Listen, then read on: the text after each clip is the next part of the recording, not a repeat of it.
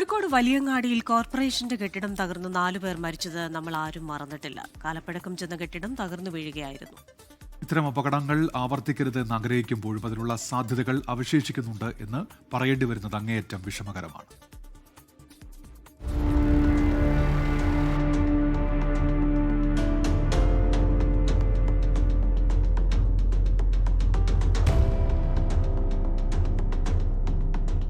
Kozhikode civil സ്റ്റേഷനിൽ പ്രവർത്തിക്കുന്ന ജില്ലാ ഭാഗ്യക്കുറി ഓഫീസ്, ജില്ലാ ലോട്ടറി ക്ഷേമനിധി ഓഫീസ് എന്നിവയുടെ അവസ്ഥയാണിത്.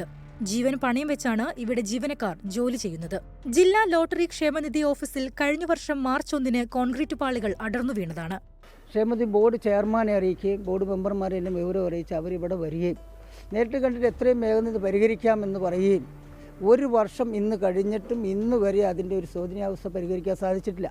ജില്ലാ ലോട്ടറി ഓഫീസിലെ ശുചിമുറിക്ക് മുകളിലാണ് കോൺക്രീറ്റ് പാളി അടർന്നു നിൽക്കുന്നത്.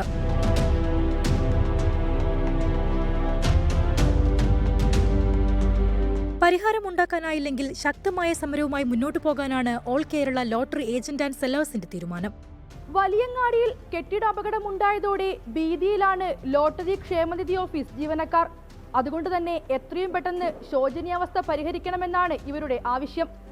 ക്യാമറാമാൻ രാജേഷ് വെള്ളരിക്കുണ്ടിനൊപ്പം വർഷ ഗിരീഷ്, 24 കോഴിക്കോട്. ലോകത്തെവിടെയായാലും ഏത് സമയത്തും 24 വാർത്തകളും ഓഗ്മെന്റഡ് റിയാലിറ്റി പാക്കേജുകളും എക്സ്പ്ലെയിനറുകളും വിശദമായി കാണാൻ ഞങ്ങളുടെ യൂട്യൂബ് ചാനൽ നിങ്ങൾക്ക് സബ്സ്ക്രൈബ് ചെയ്യാം.